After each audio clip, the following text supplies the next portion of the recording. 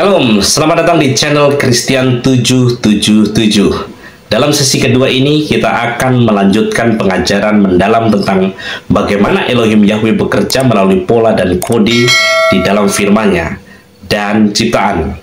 Bersiaplah untuk menggali lebih dalam lagi hikmat ilahi yang tersembunyi di balik keteraturan dan pesan-pesan rohaninya. Yuk langsung kita mulai.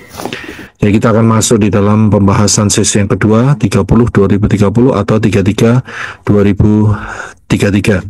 Tapi sebelumnya saya juga ucapkan Chaks Hanukkah Sameach, karena perayaan Hanukkah ini dirayakan selama 8 hari. Jadi kita masih di dalam 1 minggu, 7 hari plus 1, 8 hari perayaan Hanukkah. Ya, puji Bapak Yahweh. Nah, kemarin kita dalam pengajaran kemarin, kalau saudara belum ke pengajaran kemarin, saudara harus ke pengajaran yang kemarin ya, sesi yang pertama ya. Di sana ditunjukkan di dalam kitab Yosua 3 ayat 34, apabila kamu melihat tabut perjanjian, maka akan ada jarak 2000 tahun. Ya, akan ada jarak 2000 tahun. Jadi pada saat kita bisa melihat tabut perjanjian, kita dapat memahaminya, maka akan ada jangka waktu yaitu 2000 tahun. Ya, untuk mereka saat Yosua adalah 2000 hasta. Mengapa pengajaran 30-2030 atau 33-2033 ini saya sharingkan kepada saudara? Ini untuk memperkuat saudara di dalam melihat kebenaran Dafar Elohim mengenai pola Bapa Yahweh. Jadi penting sekali. Dan akan berhubungan pasti dengan kapan kedatangan Yeshua HaMashiach yang kedua, itu sudah pasti. Ya, jadi saudara juga akan disiapkan. Wah, waktu kita ini sudah tidak lama. Ya, jadi waktu saudara dan saya itu betul-betul singkat supaya kita mempunyai wisdom, hikmat yang daripada Elohim Yahweh, yaitu senantiasa boleh tetap lihat tabut itu. Ya, tetap lihat tabut itu. Karena Yosua 3-4 dikatakan, apabila kamu melihat tabut perjanjian. Jadi fokusnya ada di tabut perjanjian. Ya, ini penting sekali. Nah, kapankah tabut perjanjian itu terlihat? Ya, kapan tabut perjanjian itu terlihat? Tabut perjanjian terlihat, itu saudara juga bisa melihat di pengajaran yang sudah saya berikan, yaitu mengenai kemah suci, session yang ke-8, mengenai kemah pertemuan, kode perhitungan zaman akhir. Saudara bisa melihat kebenarannya juga ada di dalam pengajaran ini. Kapan ya tabut itu bisa terlihat? Nah, kita mesti lihat strukturnya terlebih dahulu. Struktur dari dari kemah suci itu ada yang namanya kemah pertemuan, dan di kemah pertemuan itu ada 2 bagian. Bagian yang luar itu adalah ruang kudus, ya, ruang kudus, dan bagian yang paling dalam itu adalah ruang maha kudus, ya, ruang maha kudus. Jadi kita harus tahu polanya terlebih dahulu. Nah, di antara ruang kudus dan ruang maha kudus itu ada tirai. Ya, ada tirai. Dan pada saat kematian Yeshua HaMashiach, tirai itu terkoyakkan dari atas ke bawah, bukan dari bawah ke atas, tapi dari atas ke bawah. Memang pada saat zaman Yeshua, ya, itu bukan bentuknya kemah pertemuan seperti ini. Ya, seperti yang sebelah kiri. Ini adalah kemah pertemuan yang dibangun atas perintah Bapa Yahweh oleh Moshe. Tapi konsepnya sama. Karena apa? Karena setelah zaman Daud dan zaman Salomo terutama, ya, maka mereka membangun yang permanen, bukan lagi kemah, tapi membangun bait, ya, rumah yang permanen, ya, ada temboknya seperti itu. bukan hanya kemah dengan papan seperti ini, tetapi daerah-daerahnya tetap sama. Ada pelatarannya, ada ruang kudusnya, juga ada ruang maha kudusnya. Nah, disinilah pada saat zaman Yesua, walaupun saat itu memang bentuknya adalah permanen, tetapi konsepnya sama. Antara ruang kudus dan ruang maha kudus itu ada penyekat. Ya, ada penyekat tirai. Dan tirai inilah yang terkoyakkan dari atas sampai ke bawah. Ya, dari atas sampai ke bawah saat kematian Yesua. Dan kalau kita lihat dimensi daripada ruang kudus, ya, holy place, ruang kudus, itu adalah dimensinya 20 hasta panjangnya, lebarnya 10 hasta, dan tingginya 10 hasta. Dan kalau itu dijadikan volume, maka 20 kali 10 kali 10, total yang keluar adalah angka 2000. Angka 2000. Ya, jadi di dalam kemah pertemuan, bagian ruang kudus, itu angkanya presisi 2000. Persis seperti yang diperintahkan Elohim Yahweh kepada Joshua. Kalau kamu melihat tabut, maka harus ada jarak 2000 hasta. Ya, harus ada jarak 2000 hasta. Dan ini juga berbicara mengenai volume daripada kemah pertemuan, bagian holy place atau ruang kudus, yang jumlahnya totalnya adalah punya nilai 2000 juga. Sudah bisa lihat. Ya, jadi patternnya sama, polanya sama. Ya, nah kita melihat ada dari sudut holy place, ya, dari sudut ruang kudus, melihat tabut yang ada di ruang maha kudus, most holy place. Ya, jadi melihat ke sana. Ya, dan jaraknya adalah 2000. Ya, adalah 2000. Dan kalau 2000 itu ukuran kemah sucinya. Kalau jaraknya ukuran daripada 2000 hasta, itu zamannya Yosua.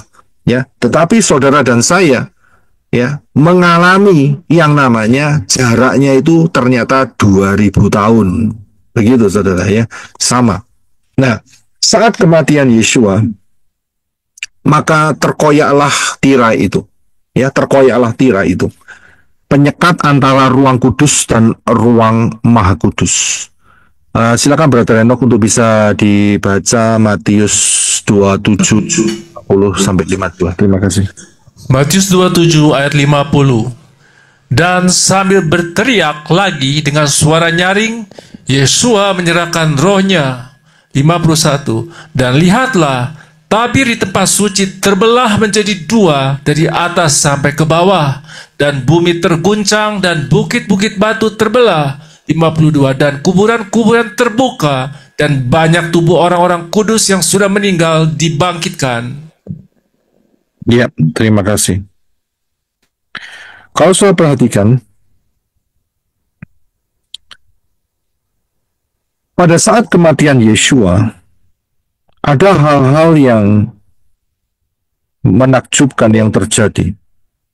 Ada hal-hal yang cukup unik terjadi.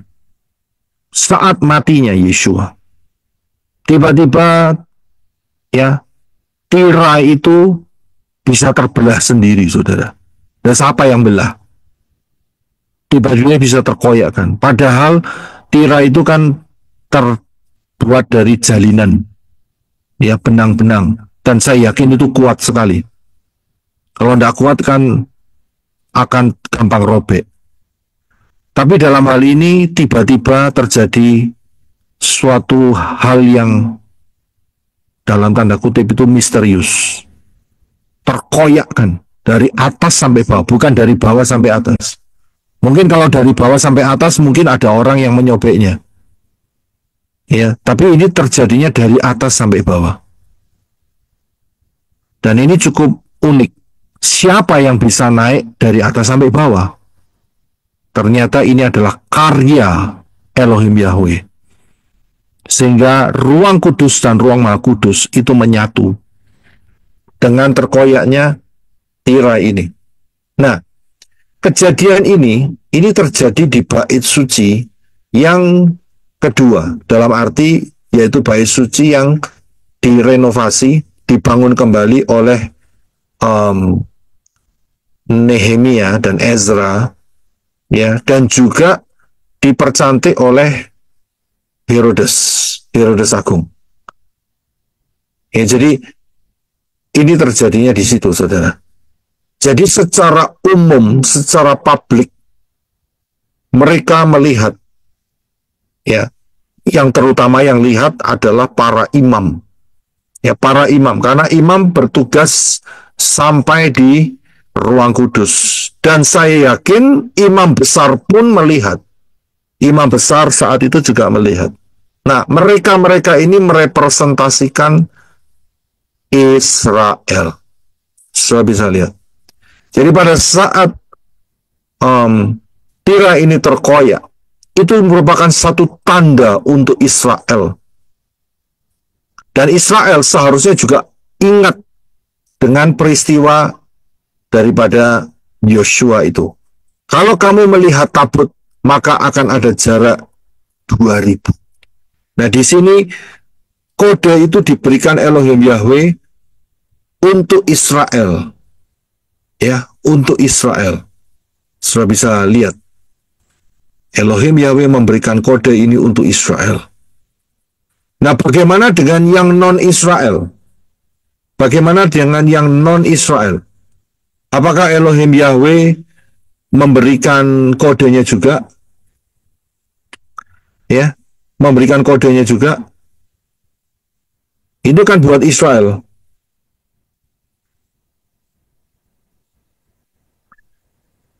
Bagaimana? Apakah Elohim Yahweh memberikan kode untuk non-Israel? Iya, Kodenya apa? itu dia kita belum tahu, makanya kita mau tahu sekarang.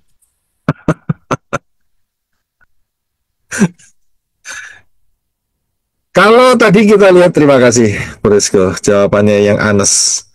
Ya, jadi kalau kita lihat, yang bisa lihat di ruang kudus adalah para imam dan juga imam besar. Saat itu ada Kayafas dan Hanas, ya, sebagai imam besarnya. Ya, Kayafas, Hanas itu adalah bapak mertuanya Kayafas. Ya, Kayafas itu adalah imam besar yang diakui oleh Pilatus Romawi. Sedangkan Hanas itu adalah imam besar, ya, yang akan berhubungan dengan orang Israel. Jadi mungkin saudara bertanya, ya, kenapa kok imam besarnya ada dua? Kan seharusnya cuma satu, begitu saudara, ya. Yaitu jawabannya di situ. Jadi Hanas itu adalah imam besar untuk hubungannya dengan orang-orang Israel. Sedangkan Kayafas itu adalah mantunya, anak mantunya, ya, dan dia banyak berhubungan dengan Pilatus, ya, dengan government of Rome saat itu. Ya, nah, mereka pasti lihat, dan mereka merupakan representasi daripada bangsa Israel yang melihat kode ini, saudara. Dan kita tahu kode ini bahwa Israel juga harus paham akan ada jarak 2000 tahun. Ya, nah sekarang masalahnya itu kan buat para imam, ya kan, untuk orang Israel. Bagaimana dengan orang yang non-Israel, non-Yahudi? Apakah ada tandanya? Ternyata Elohim Yahweh mengasihi saudara dan saya. Ya, kita bisa melihat tabutnya itu. Bagaimana caranya? Caranya adalah dengan cara yaitu didatangkannya gempa. Nah, ini dia, saudara. Buminya bergoncang. Dan ya, saat terjadi gempa, maka bukit batu terbelah. Yang terbelah itu bukan cuma gunung-gunung saja, akan tetapi memberikan rongga yang ada di bawah tempat Yesua disalibkan itu retak. Nah, disinilah terjadi sesuatu keajaiban. Ya, flow ceritanya, alur ceritanya, Yeshua mati sudahan, tapi orang Romawi mau memastikan bahwa dia harus mati daripada penjahat yang disalib bersama Yeshua kanan dan kirinya. Untuk dipastikan kematiannya, mereka harus dipatahkan lututnya, tulangnya harus dipukul, ya, sehingga mereka tidak bisa menarik oksigen. Ya, nanti mungkin saat Pesah ya, saya kasih tahu bagaimana proses daripada penyaliban. Ya, kenapa kok kakinya harus dipatahkan? Ya, nanti saja. Kalau sekarang tak ceritai kepanjangan ceritanya. Ya, jadi nanti saja.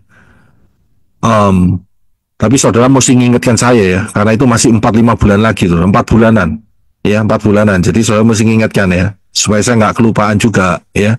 Nah, pada saat mereka, para prajurit ini untuk memastikan kematian Yeshua, mereka tidak memukul kaki Yeshua. Karena mereka lihat sudah mati, tapi mereka mau memastikan betul-betul mati. Caranya bagaimana? Caranya adalah lambungnya ditusuk dengan lembing. Ya, dengan lembing ditusuk di sana, keluar tertulis darah dan air. Ya, darah dan air itu keluar. Kencang sekali, saudara. Jadi darah campur air itu akhirnya turun ke bawah melintasi rongga-rongga yang terbuka, dan disitulah ternyata ya hampir 2000 tahun kemudian Ron Wyatt ketemu barang ini, yaitu tabut perjanjian, netes di sana, dan juga si Ron Wyatt sempat ambil contoh darahnya, dibawa ke laboratorium. Saya bisa lihat, dicek kromosomnya 24, saudara. Saya bisa lihat kromosomnya 24. Nah, inilah bukti bagaimana Bapak Yahweh mengasihi saudara dan saya, supaya saudara dan saya lihat tabut, tapi lewat reportnya Ron Wyatt. Saya bisa lihat lewat reportnya Ron Wyatt, kita bisa lihat. Ada yang menolak urusannya, gak peduli, yang pokok karena mereka mencoba untuk menutup-nutupi. Tapi yang jelas dari hasil contoh darah yang kelihatannya kering itu diambil dan dibawa ke laboratorium yang cukup kredibel di Israel, mereka sendiri kaget. Nah, berarti kan sah gitu loh. Karena ini disaksikan bukan cuma satu orang. Kalau Ron Wyatt ngetes sendiri, ya kita bisa tahu ya, mungkin dia bohong, begitu saudara ya. Dia bohong karena ngetes sendiri, nemu sendiri, ngetes sendiri. Betul kan? Itu bohong. Masuk gua, ketemu, ngambil, ngetes sendiri, ya kan? Terus kemudian dipublikasikan. Nah, kelihatan bohongnya, saudara. Persis si undur-undur itu, saudara. Itu kan kelihatan bohongnya. Ya toh? Pergi gua sendiri, ngomongnya ketemu malaikat sendiri, katanya dicekik sendiri, ya ngomongnya nggak bisa membaca dan menulis. Nah, itu semuanya sendiri, saudara. Nggak ada saksi matanya, sendiri si undur-undur itu. Ya, kita bisa tahu itu bohong, begitu loh, saudara. Ya kan? Nah, sedangkan Ron Wyatt ini nggak sendiri, saudara, satu tim. Sudah satu tim dibawa pergi laboratorium orang Israel dan tidak dikasih tahu. Ini darah siapa? Tapi coba dilihat darahnya. Dia coba lihat, diputar-putar, nggak tahu caranya, dikasih ini, kasih itu. Weh, ternyata sekian jam kemudian dia datang pada kaget. Nah, itu. Nah, ini berarti ada saksi kalau kaget. Betul kan?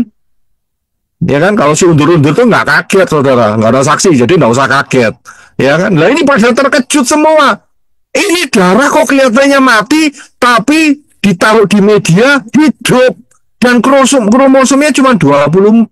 Nah, berarti kan saksinya bukan cuma Ron White sama tim. Kalau Ron White sama tim kan bisa kong kali kong. Begitu loh saudara ya. Ya, tahu ya kong kali kong ya. Saya nggak tahu itu bahasa Malaysianya apa, tolong diterjemahkan. Itu karena bahasa dari Timur Tengah. Ya, kong kali kong. Ya, karena pada King Kong itu berkumpul semua. Jadi kong kali kong. So, jadi apa yang terjadi? Mereka membuktikan dari keterkejutannya tim laboratorium ini. Bahkan orang yang ngecek, mereka panggil ketuanya. Lihat ini, ada darah kering, kromosomnya 24, tapi hidup. Nah gitu saudara. Ada saksinya. Mereka tanya. Ya, itu diputar ya 72 jam ya, pelan-pelan begitu ya. Nggak tahulah caranya bagaimana. Saudara bisa temukan itu videonya, puji Bapak Yahweh masih beredar dengan luas. Nah, apa yang terjadi? Mereka tanya, ini darahnya sopo? Nah, begitu kan? Ini darahnya siapa? Dan dijawab, ini darahnya Mesiasmu. Wah, kaget nggak? Kaget saudara. Darahnya Mesiasmu. Pasti mereka ingat. Tidak lain adalah darah Yesua. Dan ini bukti. Kita bisa lihat. Kembali ke Yosua. Kalau kamu lihat tabut, perhatikan. Ada jarak 2000 hasta. Itu buat Yosua. Sama orang Israel. Buat saudara dan saya, perhatikan. Ada jarak 2000 tahun. Saya bisa lihat elegan banget ya cara Bapak Yahweh ya bekerja ya, luar biasa ya, nggak terpikirkan saudara, itu disembunyikan loh, elegan banget loh, dan itu disiapkan buat siapa? Saudara dan saya. Elegan banget ya.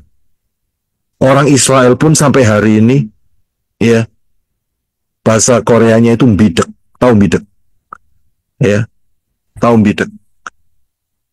Bidek itu tidak mau tahu, tutup telinga, itu bidek, itu Korea Utara ya. Jadi tidak mau tahu sama sekali, padahal buktinya sudah ada. Puji Bapak Yahweh, saudara dan saya tidak bidek, kita meresponi dengan baik dan benar. Saya bisa lihat, kita bisa melihat tabut perjanjian. Nah, ini kan dahsyat, elegan banget ini caranya Yesua. Ya, dahsyat kan ya? Ya, di detik-detik terakhir itu si Ron Wyatt itu kan kapan ya? Tahun 1980-an. Ya, 1980-an. Dia sudah saat itu 80 atau enggak tahu, sekitar 80-an kalau nggak salah ya. Coba cek saja. Tapi untungnya apa? Saat itu ada teknologi mikroskop. Sudah ada teknologi apalagi, tape recorder sudah ada, video sudah ada, ya, TV sudah ada. Nah, coba Ron Wyatt lahirnya 1700 something atau 1800 something, ya, cuma nulis kertas begitu saja. Nah, itu kan masih meragukan. Elegan banget enggak caranya Bapak Yahweh? Woi, hebat ya, hebat loh. Padahal kondisinya saat itu memang belum ada yang namanya CD ya, atau apa itu namanya flash drive seperti hari ini, ya kan? Tapi hari itu ada tapes, udah cukup. Dan hari ini kita bisa menyaksikan penemuannya dia. Kalau kamu lihat, maka hati-hati. 2000, ya, ada jangka waktu 2000. Luar biasa nggak? Dahsyat sekali, elegan banget cara Bapak Yahweh ya untuk mengasihi saudara dan saya. Saudara dan saya kan nggak mungkin masuk pergi ruang kudus. Lawang sekarang ruang kudusnya juga nggak ada, saudara. Saya bisa lihat mana ada sekarang. Lah bagaimana caranya? Tapi itu disimpan dengan luar biasa. Mantap nggak ngikut Bapak Yahweh? Luar biasa. Keselamatan yang saudara dan saya terima dari Bapak Yahweh itu elegan banget loh, saudara. Itu bayarnya nggak murah loh, saudara. Mahal sekali. Sangat-sangat mahal sekali dan elegan banget. Setan saja nggak bisa deteksi, saudara. Coba bayangin. Mestinya kan setan tahu kan ya? Mestinya kan tahu kan ya? Kan setan tuh matanya kayak rongsen gitu, tahu? Kayak rongsen ya, tahu ya rongsen ya?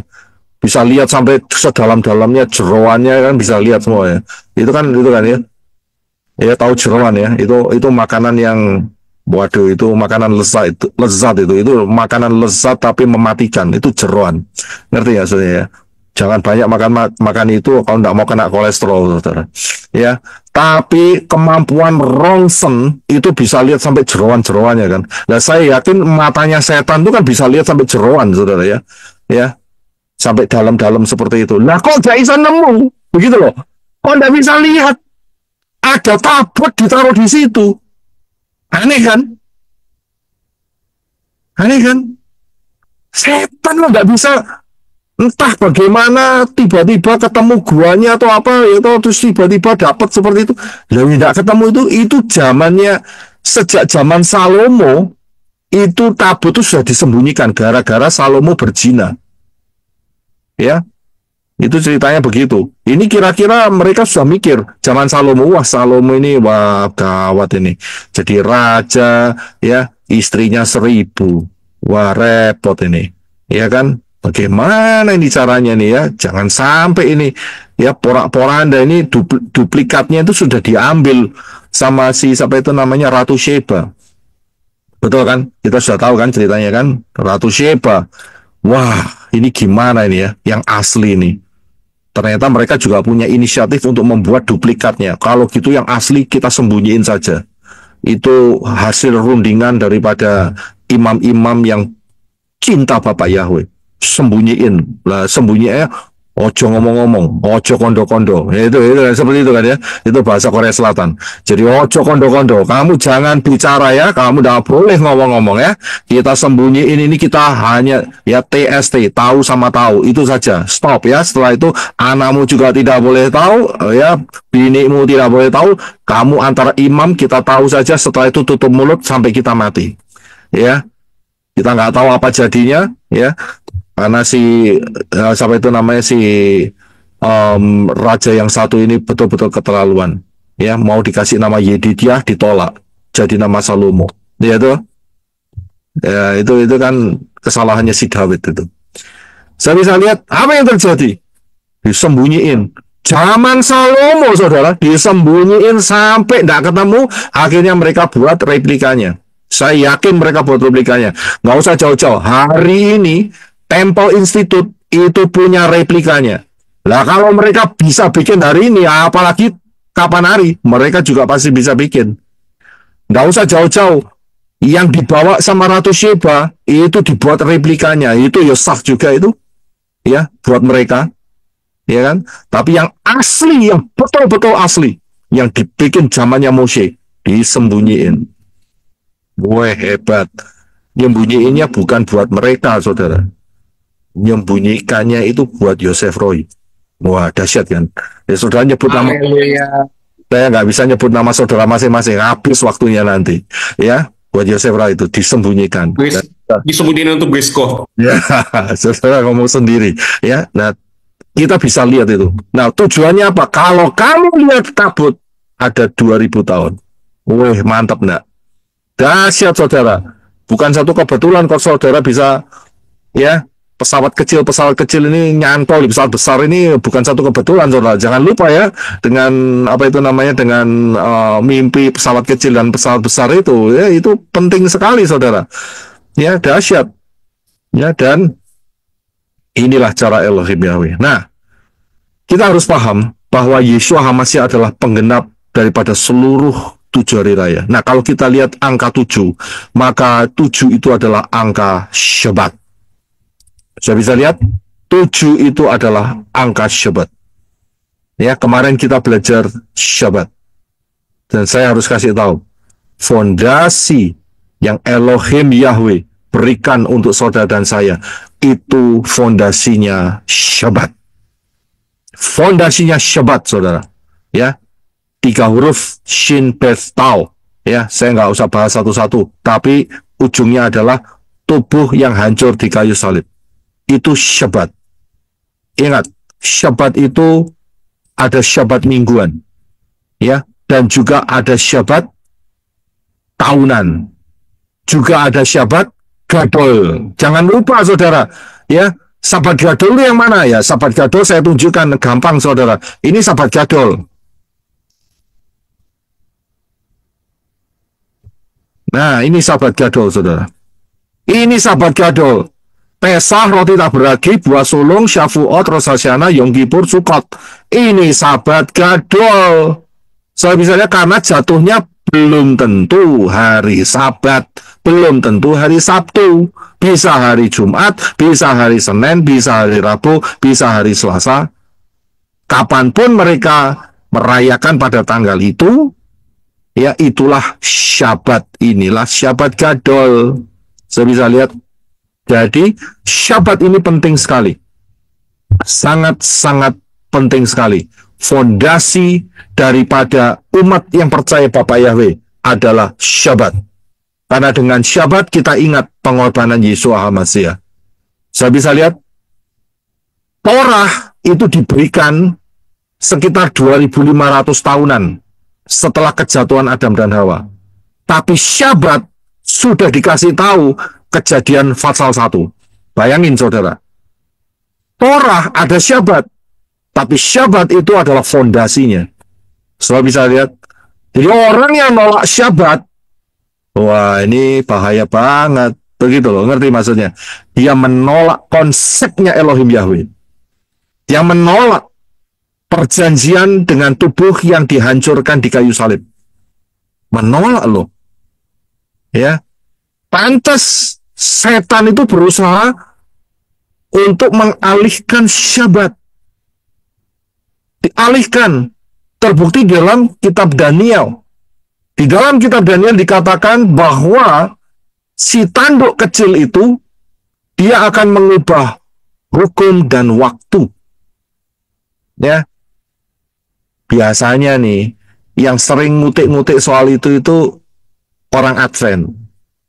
Orang Kristen nggak mampu, ya, nggak mampu menjangkau siapa tanduk kecil itu, dan ujung-ujungnya pasti satu, ya, yang mereka katakan tanduk kecil itu adalah siapa? Siapa tanduk kecil? Kucing Ya, jelek.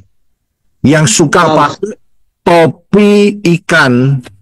Nah itu dia, topi ikan, ya. Yang barusan ini menyatakan bahwa tahun Yobel, tahun Yobel 25 tahun nih loh. Lah ketok goblok ya toh. Oh jelas kitab suci ngomong Yobel itu 50. Lihat aja itu kitab suci. Oke, saya bilang terus ya. Enggak usah ya, enggak usah tanding ngaling-ngaling ya, enggak usah nutup-nutupin begitu ya. Oh jelas kitab suci ngomong Yobel itu 50. Dan dia bisa ngomong Yobel itu 25 tahun, saudara. Saya bisa lihat bisa disunat, dikorupsi 25 tahun, saudara. Yobel bisa disunat sama dia. Dikorupsi 25 tahun. Agak keterlaluan, saudara. Ya jelas Yobel itu 50. Lihat orang yang percaya. Jutaan yang percaya. Berapa tahun Yobel? 25 tahun. Apa buktinya? Dia buka pintu. Pintunya setan. Saya bisa lihat. Ya kan? Saya nggak ngerti itu pintu apa. Pintu kuburan itu apa. Saya nggak peduli. Ya kan? Itu pintu maut saya nggak peduli. Yang penting saya punya satu pintu. Pintu saya yaitu angkanya 4. Yaitu Yeshua HaMashiach. Yod Shin Bau Ayin. Itu pintu saya. Cukup. Iya kan? Saya nggak peduli mau pintu model apa. Pintu nama ini. Pintu nama itu. Yaitu urusannya mereka. Ya kan, mau nyemplung pintu itu masuk ke lautan api ya, monggo-monggo aja buat mereka. Buat saya tidak. Ya kan, itu bagiannya mereka. Saya bisa lihat di sini. Aneh kan? Sudah tahu hukumnya Yobel itu 50. Lah kok ya mau didiskon masih kan? 25. Apalagi Syabat. Syabat diganti. Hukumnya diganti. Saudara cek perhatikan. 10 hukum punyanya kucing menjilat. Ya. Lemah ikan. Syabat itu dihilangin. Cek aja. Saya sudah pernah buktikan. Saudara cek. Bedanya, ya. Bedanya 10 hukumnya dia, ya, dengan 10 hukumnya enggak usah jauh-jauh. Yang Kristen aja deh. Itu sudah beda jauh. Apalagi saudara dan saya yang kembali ke pola Torah. Udah jauh beda, saudara. Di diganti. Itu kan hukum. Lah kurang ajar loh. Hukum diganti seenaknya sendiri, saudara. Ya kan? Dicoret sabatnya. Diganti Minggu. Ya kan? Nah, kan kelihatan itu, saudara. Ya, penyesatannya kan kelihatan banget di situ. Nggak cuma itu saja, saudara. Ya, hukum secara hukum diganti, secara hari juga diganti. Tapi kita harus ingat, tanduk kecil itu tidak hanya berbicara mengenai si topi Dewa Dagon itu, ya, topi ikan itu tidak. Tapi ingat, di sana tertulis dalam kitab Daniel dikatakan bahwa dia diberi kuasa 1 masa, 2 masa, dan setengah masa. Itu bukan cuma berbicara mengenai si lemak ikan itu saja. Tidak, akan tetapi akan ada satu pemimpin yang sekarang untuk tahu untuk. Ya. Ya, tahu ya, untuk ya. Itu bahasa Antartika. Ya, untuk ya. Jadi hampir mau keluar nggak jadi, mau keluar nggak jadi, mau keluar nggak. Itu namanya untuk saudara. Ya. Ini akan juga mengubah itu semua. Saya bisa lihat di situ. Ini akan mengubah. Siapa itu? Ya siapa lagi? Kita tahu dari apa? Dari 1 masa, 2 masa, dan setengah masa. Siapa dia? Tidak lain adalah Anti-Masih. Ya, jelas. Ya kan? Saudara kembali ke akar pola ibadah yang benar dengan sudut pandang yang benar, nggak gampang ditipu, saudara. Nggak gampang ditipu. Kalau sampai tertipu, berarti ada yang error. Yang error bukan pengajarannya. Yang error yang nerima. Ya, banyak keracunan lewat pengajaran lain. Itu bahaya. Saya bisa lihat? Ya, jadi Syabat itu berbicara mengenai Yesua. Torah itu bicara mengenai Yesua. Ya, saya masih ada materi yang lebih luar biasa lagi soal Torah. Nanti aja. Ya, agak sedikit rumit ngitungnya. Ya. Tapi ujungnya adalah Yesua, saudara. Lihat tangan, lihat paku. Ya, mata yang melihat, tangan dihancurkan, ya, tangan yang dihancurkan. Yesua, Yotsin Wawayan. Ya, jadi kita harus paham. Syabat itu penting sekali. Sangat-sangat penting sekali karena itu fondasi yang sangat luar biasa. Ya. Nah, kalau sudah lihat Yesua itu dia menggenapi antara 200 sampai 400 nubuatan di dalam tanah. Ya, antara 200 sampai 400. Beberapa contoh.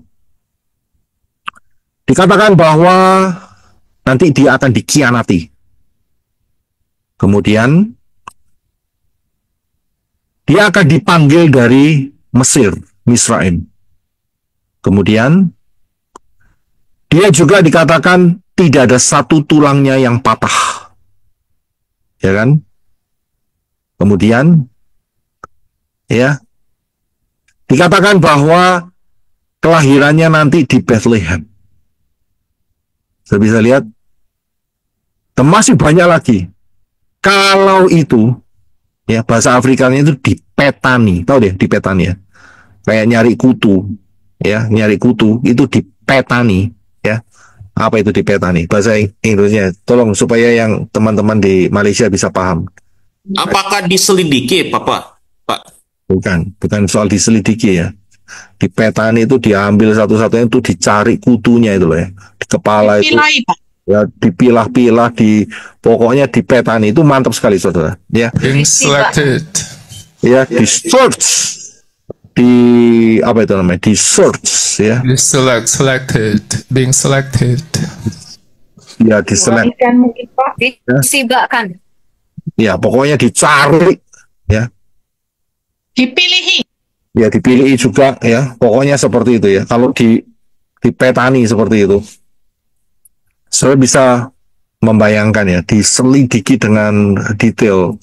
Itu nubuatan mengenai Yesua itu, yaitu tadi dikatakan bahwa sekitar 200 sampai 400 nubuatan. Belum yang kecil-kecil, itu yang besar yang saya ucapkan itu tadi. Belum soal waktunya, belum lagi tempatnya, itu banyak saudara. Belum lagi mujizat-mujizat yang diadakan, belum lagi, wes macam-macam. Banyak itu. Ya. Dan saudara, sekarang kan matematika lebih pintar saudara, daripada 2000 tahun yang lalu. Ya. Nah, hari ini bagi yang guru matematika, saudara pasti akan lebih paham yang namanya probabilitas. Tahu ya probabilitas ya? Jadi probabilitas ini misalnya gini saudara. Saudara punya karung besar, isinya kucing. Ya, semuanya putih, yang satu hitam. Nah, itu saudara. Saudara ngambil tanpa melihat isinya, enggak boleh dilihat. Matanya ditutup, ngambil untuk mendapatkan kucing hitam yang ada di satu karung yang jumlahnya kucingnya itu 50. Nah itu saya nggak ngerti itu probabilitas, saya paling benci itu. Sebabnya ngitungnya banyak sekali, pusing saudara. Dulu seperti itu pokoknya lulus begitu aja, ya kan? Tapi kalau saya lihat probabilitas itu luar biasa. Luar biasa. Saya tunjukkan ya, ini probabilitas daripada nubuatan yang digenapi oleh Yeshua. Kalau diambil cuma 31 saja, ya, atau 10 saja, saudara bisa baca nih ya. Coba Brother Enoch bisa baca nih, yang sebelah kanan nih, terjemahannya. Silakan Brother. Yesua menggenapi antara 200 dan 400 nubuat dalam perjanjian lama tanah yang merujuk pada rincian spesifik tentang kehidupannya dan kehidupan secara umum. Nubuat-nubuat ini ditulis ratusan tahun sebelum kelahirannya. Probabilitas bahwa Yeshua HaMashiach menggenapi ke-31 nubuat adalah 1 dari 2,54 kali 10 pangkat 28.1. Probabilitas bahwa seseorang secara independen dan serentak menggenapi ke-10 nubuat tersebut adalah 1 banding 1,642,500 dan seterusnya 00 itu adalah 1 banding 16.425 dengan 47 angka 0 di belakangnya. Iya, terima kasih. Saudara bisa lihat banyaknya 0 itu saudara. Saudara bisa bayangkan 10 atau 31 itu banding sekian power, kekuatan. Ya, nolnya banyaknya luar biasa saudara, bulat ceritanya, ya, nggak ngerti itu sudah ngomongnya bagaimana juga saya nggak tahu. Bayangkan saudara, hanya 1 banding sekian, ketepatannya itu loh saudara, ketepatannya itu dahsyat sekali. Hanya Elohim Yahweh yang mampu, ya. Kalau itu kan di tanah kan, ya, kedatangan pertamanya itu 100% akurat. Bayangin saudara, dengan probabilitas seperti itu 100% akurat untuk yang pertama. Bagaimana untuk yang kedua? Apakah meleset? Nah ini saya bisa lihat, apakah tidak 100% akurat? Saya bisa lihat cara Elohim Yahweh yang sangat luar biasa untuk membuktikan kepada saudara dan saya sampai begitu detailnya, sampai begitu detailnya. Karena itu Yeshua juga pernah ngomong, rambutmu terhitung. Bayangin saudara, saudara tidak pernah punya hitungan soal rambut yang di kepala saudara, tapi Yeshua juga sudah bilang, aku tahu brodol berapa. Ngerti maksudnya brodol? Ya, rontok berapa, dia sudah tahu. Saya bisa lihat, dan dia tahu nomornya. Ini rontok nomor sekian, sekian, sekian. Itu database-nya ada semua. Kalau saudara kepengen tahu, nanti nunggu Harpatso. Tanya, ya, di perpustakaannya Syamayim, saat saya ada di bumi, sisiran rontok nomor berapa saja yang rontok, tanggal ini, itu ada semua saudara, ada semua, rontoknya berapa. Saya bisa lihat betapa detail Elohim Yahweh memelihara saudara dan saya. Dahsyat nggak? Dahsyat luar biasa. Dan probabilitas ini yang nolnya entah kayak sepur itu saudara ya, kayak kereta api itu banyak 0,00000 seperti itu. Itu identik dengan apa? Dengan saudara bisa memenangkan pertempuran. Sudah bisa lihat, saudara menang pertempuran melawan siapa? Melawan siapa? Melawan siapa? Diri sendiri. Gawat. Gawat kalau melawan sperma yang lain. Itu jawabannya. Saudara bisa muncul sekarang, itu saudara sudah mengalami pertempuran melawan sperma yang lain. Saya bisa lihat, itu sperma itu jutaan saudara. Nolnya itu ya buahnya luar biasa kayak gitu saudara. Saudara muncul sekarang, menang sekarang. Bapak Yahweh sudah tahu, ini sperma yang nomor ini, inilah yang aku pilih menjadi pemenang. Menang saudara. Bayangin saudara. Jadi Bapak Yahweh nggak pernah terkejut. Tiba-tiba saudara muncul di Syamayim, dia sudah tahu, aku sudah tahu. Ya, dia nggak pernah terkejut. Yang terkejut saudara dan saya. Masuk Syamayim. Nah itu terkejut. Bapak Yahweh nggak pernah terkejut. Kalau Bapak Yahweh terkejut, wah itu bahaya saudara. Oh ada di sini nih orang. Dari mana nih? Itu yang nggak ada. Nggak bisa muncul di Syamayim. Wah itu mengerikan saudara. Ya. Saya lihat Bapak Yahweh sudah tahu terlebih dahulu. Dia tidak pernah terkejut. Dahsyat sekali saudara. Dia sudah tahu sebelumnya. Karena itu dia punya rencana yang luar biasa buat saudara dan saya. Dia bisa lihat mengapa saudara dan saya tidak dijadikan 2000 tahun yang lalu. Wah repot saudara. Bisa-bisa, wah itu sama dengan mereka-mereka itu bisa-bisa loh ya. Mungkin bisa ngomong salibkan dia. Lah ya mau diar saudara kalau kayak gitu. Jangan sampai mulut kita ngomong seperti itu bukan. Tapi Bapak Yahweh sudah tahu terlebih dahulu. Kalau saudara dan saya dikasih kesempatan, wes tak kasih kesempatan nanti 2024 ngumpul di pelayanan Menora. Ya sudah tahu kan ya. Nah nanti tidak lama lagi langsung harpazo. Aman ceritanya. Seperti itu. Dia sudah tahu terlebih dahulu.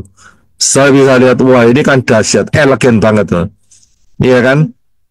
Kan enak banget ya, hidup zaman sekarang kan luar biasa. Daripada hidup zamannya Raja Daud, ya tau kemana-kemana kan gatel semua saudara. Ya kan sabun nggak ada, sikat gigi nggak ada, ya tau puting selilit aja nggak ada saudara. Ya tau, waduh kan itu banyak kutunya, gua tahu terus ada baunya kuda, baunya ini ya tau. Kan itu malah petaka saudara. Enak ya zaman sekarang kan, walaupun naik sepeda ongkel kan masih lumayan saudara, daripada naik, ya tau. Naik kerbau, naik unta seperti itu kan ya rodok sengsara saudara. Saya bisa lihat lumayan saudara. Ya bisa puji Bapak Yahweh, ada sabun, ada sampo, itu kan lumayan saudara. Ya kan, daripada nggak ada sama sekali zamannya Raja Salomo. Dengan kemegahannya, Yesua sudah bilang, kamu pikir Salomo megah? Oh tidak megah, lebih megah bunga di padang daripada Salomo. Lah karena Salomo mandinya nggak pakai sabun, saudara. Sedangkan bunga itu ada wanginya.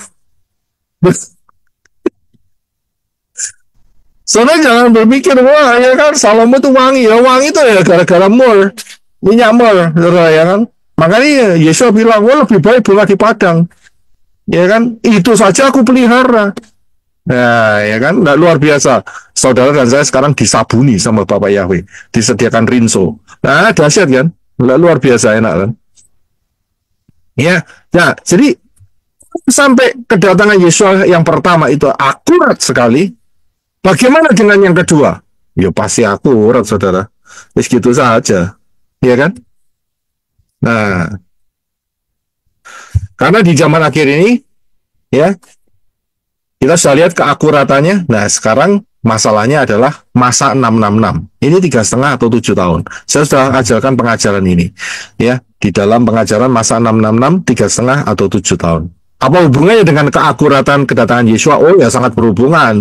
Karena ini adalah salah satu agenda yang Elohim Yahweh sudah tahu terlebih dahulu. Nah, konflik daripada pengenalan atau pengertian mengenai masa 666, 3,5 atau 7 tahun, itu balik lagi yaitu di ayat-ayat yang tidak asing lagi, yaitu Daniel 9 ayat 24-27. Silakan Brother Enoch bisa membacanya. Terima kasih.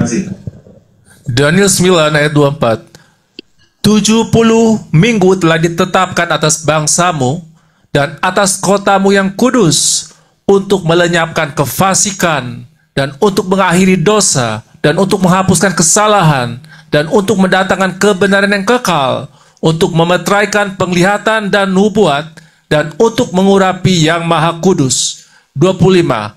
Ketahui dan pahamilah bahwa pada saat perkataan itu keluar untuk memulihkan dan untuk membangun kembali Yerusalem sampai kepada Mesias, penguasa itu akan ada 7 minggu dan 62 minggu. Jalan dan tembok itu akan dibangun kembali walaupun di masa kesukaran. 26. Kemudian sesudah 62 minggu, Mesias akan disingkirkan dan tidak ada apapun lagi padanya. Kemudian rakyat dari seorang penguasa sambil datang menyerbu, mereka akan memusnahkan kota dan tempat kudus itu. Maka pada akhirnya akan ada air bah, bahkan sampai akhir akan ada peperangan yang menghancurkan seperti yang telah ditetapkan. 27. Kemudian ia akan meneguhkan perjanjian dengan banyak orang selama 1 minggu. Tetapi pada pertengahan minggu, ia akan menghentikan kurban dan persembahan. Maka di atas puncak kekejian itu akan datang yang membinasakan, sampai pemusnahan yang telah ditetapkan menimpa yang membinasakan itu. Haleluya, terima kasih. Kalau sudah perhatikan, ini ayat yang berulang-ulang, ya, berulang-ulang menjadi problem, ya, terutama di sini, saudara, terutama di ayat 26 dan 27, ya, yang menjadi dilema, ya, buat orang sana di luar. Buat saya sih tidak, ya, karena mereka meributkan masalah 7 tahun dan 3,5 tahun. Ini 2 ayat ini, Daniel 9, 26, 27. Saya sudah berikan pengajarannya, yaitu di dalam masa 666, 3,5 atau 7 tahun, dan juga rahasia 1290 hari dan 1335 hari. Itu saya sudah berikan. Ya, jadi saudara yang kepingin tahu jawabannya lebih detail, saudara bisa mampir ke sana mempelajarinya. Nah, jadi 2 ayat ini yang menjadi dilema buat mereka. Apakah 3,5 tahun ataukah 7 tahun? Karena apa? Kalau kita lihat di dalam ayat 26, dikatakan bahwa ya sesudah 62 minggu itu Mesias akan disingkirkan. Kita sudah tahu Mesias disingkirkan, yaitu dibunuh, disalibkan. Ya, dan kemudian ayat ini nggak berhenti sampai di situ. Yang jadi problem adalah ayat ini menerangkan bahwa akan ada air bah. Ya, pada masa akhir, maka pada akhirnya akan ada air bah, bahkan sampai akhir akan ada peperangan yang menghancurkan seperti yang telah ditetapkan. Nah, seringkali orang terkecoh di sini. Dan kemudian muncul satu perikop baru, yaitu ayat 27. Kemudian ia, nah ianya ini bingung, siapa ini? Ianya ini Yeshua atau anti Hamasya akan meneguhkan perjanjian dengan banyak orang selama 1 minggu. Dan tetapi pada pertengahan minggu ia akan menghentikan korban persembahan. So bisa lihat ini loh yang jadi permasalahannya itu di situ, kebingungannya di situ. Ya, untuk bisa menentukan masa 666 ini 3,5 atau 7 tahun. Tapi saya sudah jelaskan di dalam pengajaran itu. Tapi saya harus jelaskan lagi untuk supaya kita bisa melihat tema kita hari ini, yaitu 30 atau 2030, ya, atau 30 2030 atau 33 2033. Ya, jadi ini problemnya di situ, saudara. Nah, kita harus paham terlebih dahulu. Nanti kita tinggalkan, kita akan kembali lagi. Yeshua HaMashiach adalah penggenap 7 hari raya: Pesah, roti tak beragi, buah sulung, Pentakos, Shavuot, Rosh Hashanah, Yom Kippur, dan Sukkot. Ya, itu ada 7. Nah, kita perhatikan Rosh Hashanah. Rosh Hashanah itu adalah Yom Teruah, perayaan Nafiri. Perayaan Nafiri itu tanggalnya sudah pasti. Sudah pasti. Nah, sudah pastinya ini yaitu tanggal 1 bulan ke-7. Ya, bulan ke-7. Bulan Tisri itu bulan ke-7. Walaupun dia adalah bulan pertama tahun baru, tapi tetap bisa menjadi bulan ke-7, 1 Tisri. Jadi sudah pasti. Ya, Pesah itu sudah pasti. Roti tak beragi Itu sudah pasti. Buah sulung ini yang berubah-ubah, Pentakos juga berubah-ubah. Yom Kippur itu pasti, Sukot juga pasti. Ya, Rosh Hashanah itu sudah pasti. Nah, kita lihat Rosh Hashanah saja. Saya sudah beberapa pengajaran mengenai 7 hari raya ya, saudara bisa lihat sendiri. Jadi kepastiannya adalah 1 Tisri. Tisri adalah bulan ke-7.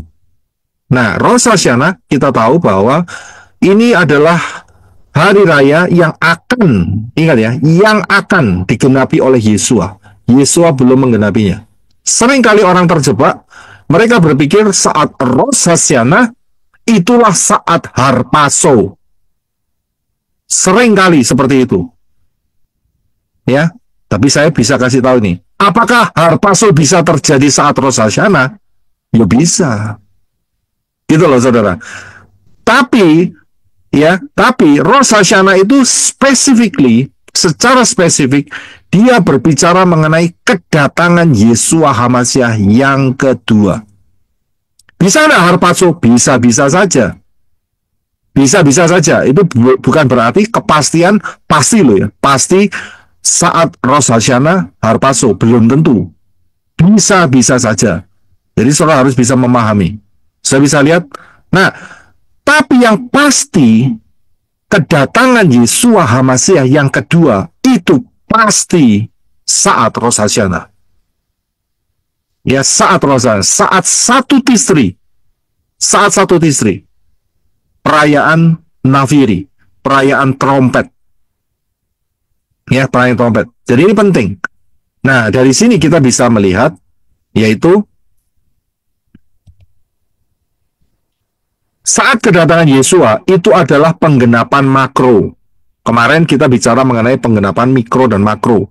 Ya, jadi yang belum dapat, saudara harus kembali ke pengajaran yang kemarin. Ya, mengenai mikro dan makro. Saya langsung aja. Kalau ngurus yang kemarin, nanti nggak selesai-selesai ceritanya, saudara. Ya, jadi inilah penggenapan makro. Penggenapan mikronya kita sudah lihat kemarin. Penggenapan makro adalah kedatangan Yesua HaMasyiah, yaitu perang Harmagedon. Itu tercatat dalam Zakaria 14 ayat 4. Silakan Brother Reno. Zakaria 14 ayat 4. Pada hari itu, kakinya akan berjejak di Gunung Zaitun yang terletak di depan Yerusalem dari sebelah timur.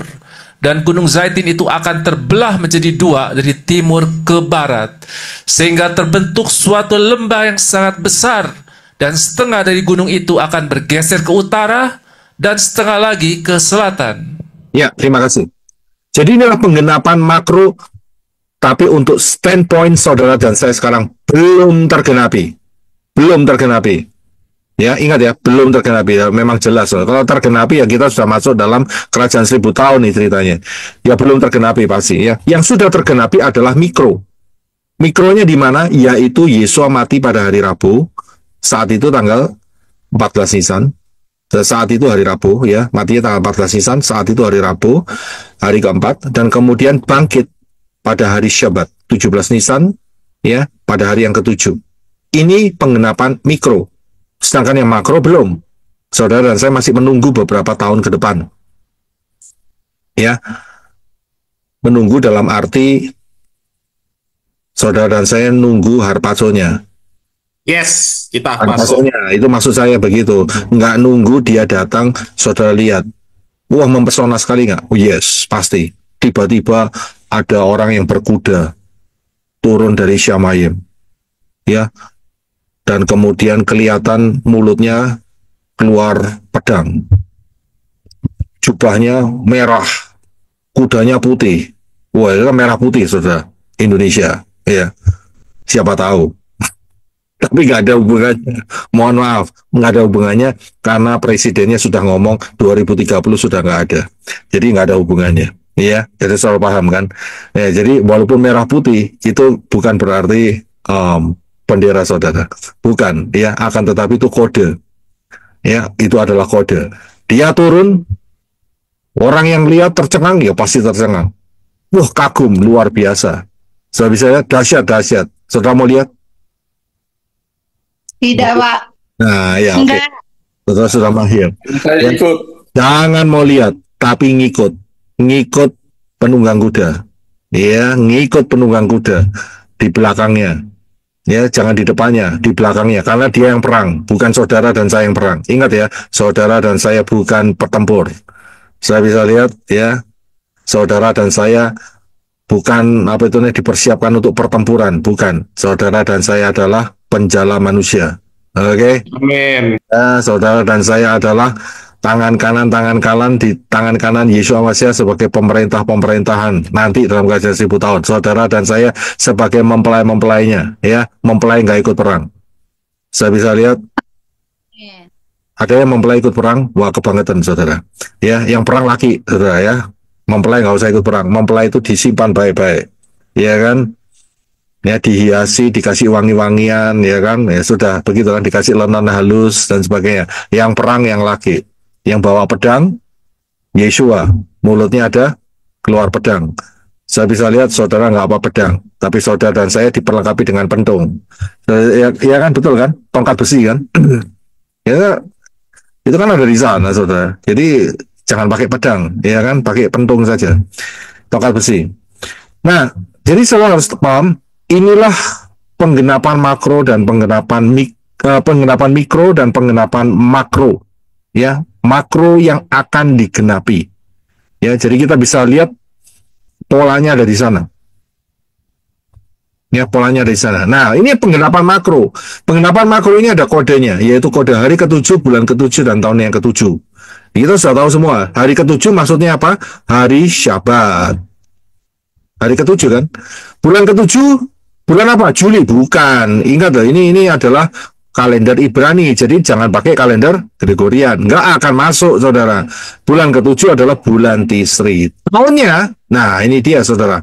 Bukan tahun yang ke-7, bukan, tapi tahun yang ke-7.000. Ya, tahun ke-7.000. Inilah kode-kodenya. Ya. Nah, dari sini kita akan mencoba, karena puji Bapak Yahweh, saudara dan saya hidup di zaman yang luar biasa. Luar biasa. Ya.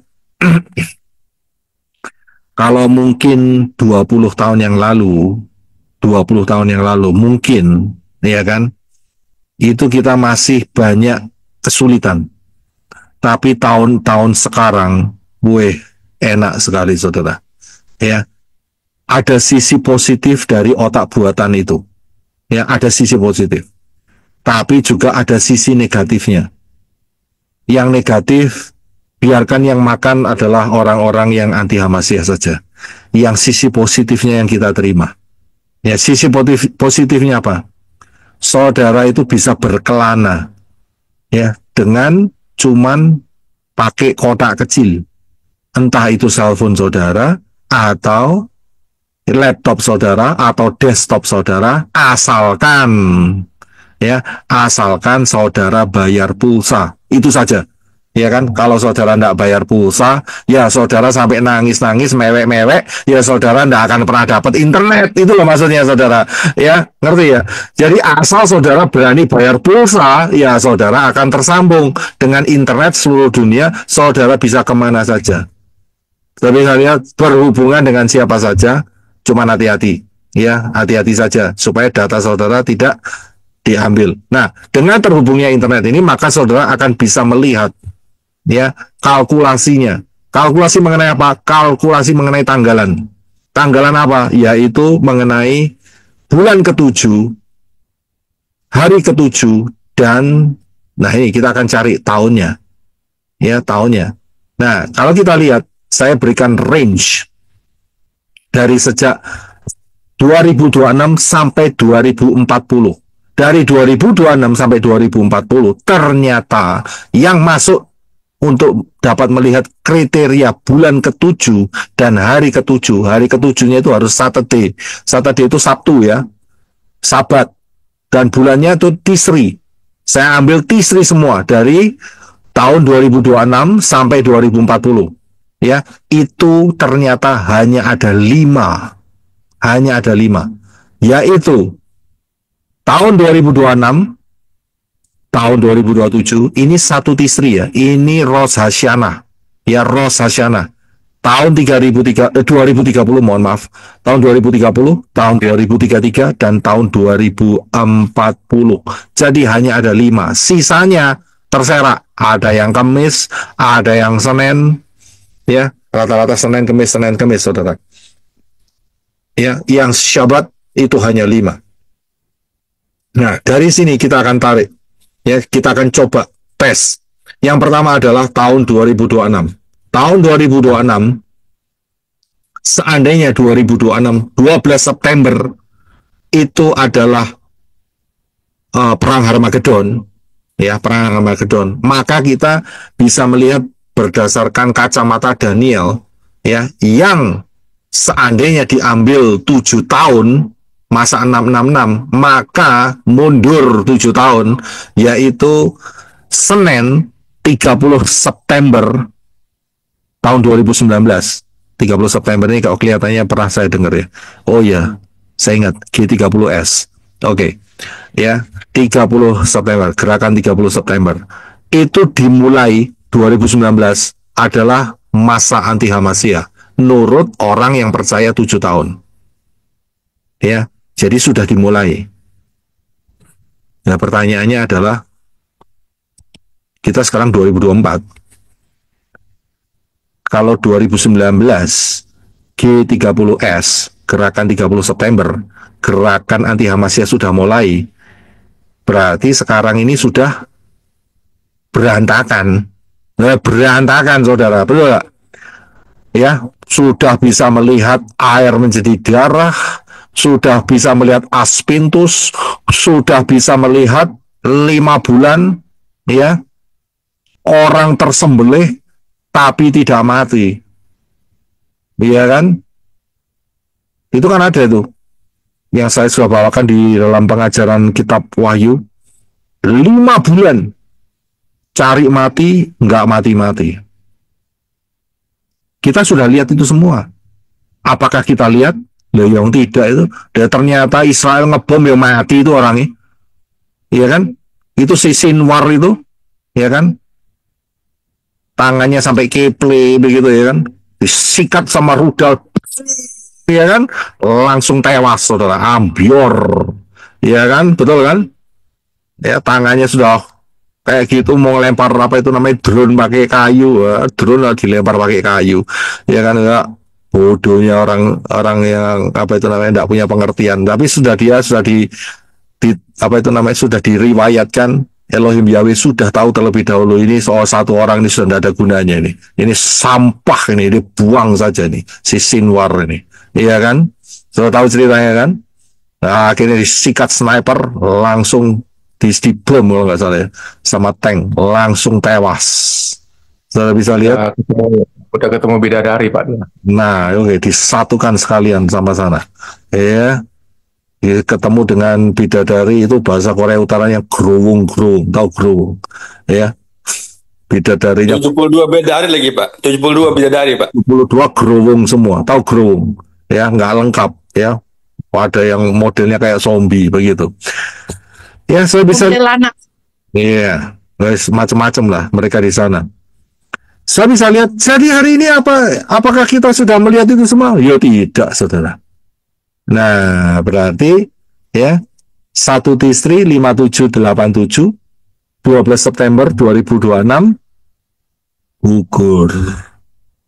Ya, gugur. Kemudian kita lihat yang selanjutnya. Kita coba yang berikutnya, yaitu 1 Tisri 5788. Jatuh hari Sabtu juga 2 Oktober 2027.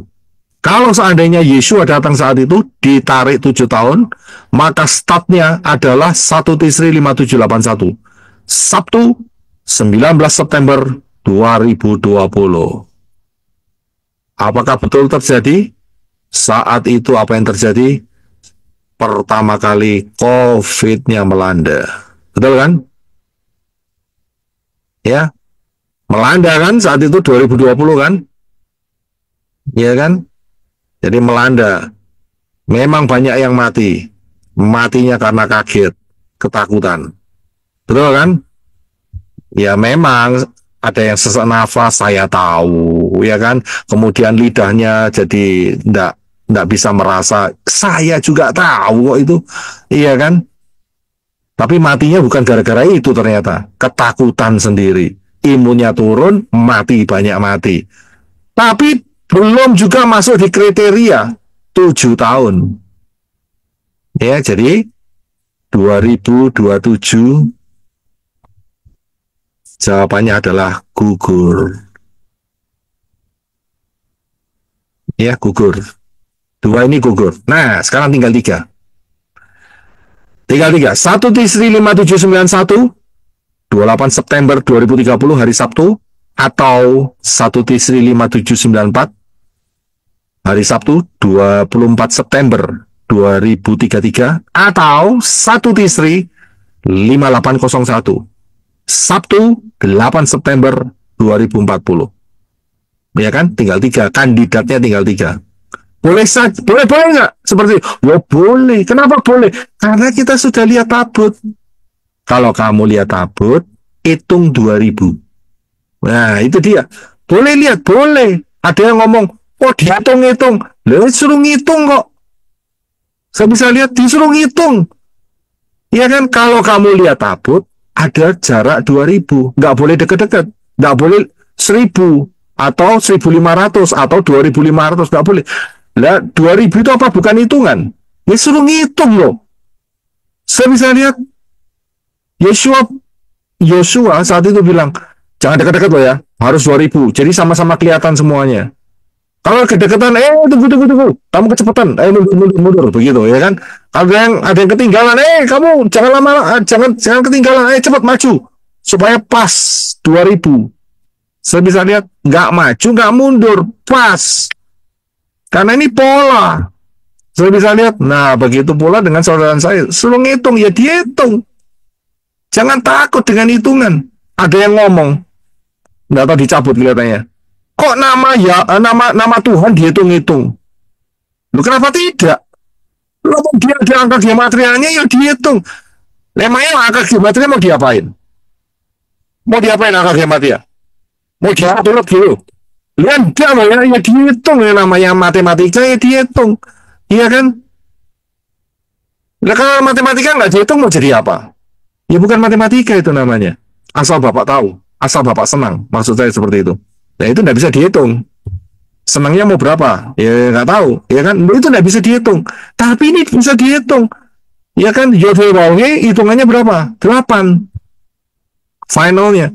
Yeshua juga 8 finalnya. Kenapa dihitung? Karena angka 8 adalah angka protection, yaitu pagar keselamatan hidup kekal. Nah, itu dia. Ya dihitung, saudara. Kalau tidak dihitung, salah. Begitu misalnya ketemu dengan Yahshua. Wah, itu nggak jadi 8 itu ceritanya. Ya berarti salah. Oke, kita bisa lihat. Oke, kalau salah ya dibetulkan. Ya, saya bisa lihat itu. Jadi boleh ngitung, saudara. Nah, 3 ini kita perhitungkan. Nah, untuk bisa menemukan, kita coba tinggalkan sebentar. Nanti kita akan ketemu. Yaitu dengan cara melihat bukti sejarah. Caranya seperti itu. Melihat bukti sejarah. Saya yakin saudara tahu ini ya, gambar ini ya. Ini gambar apa nih?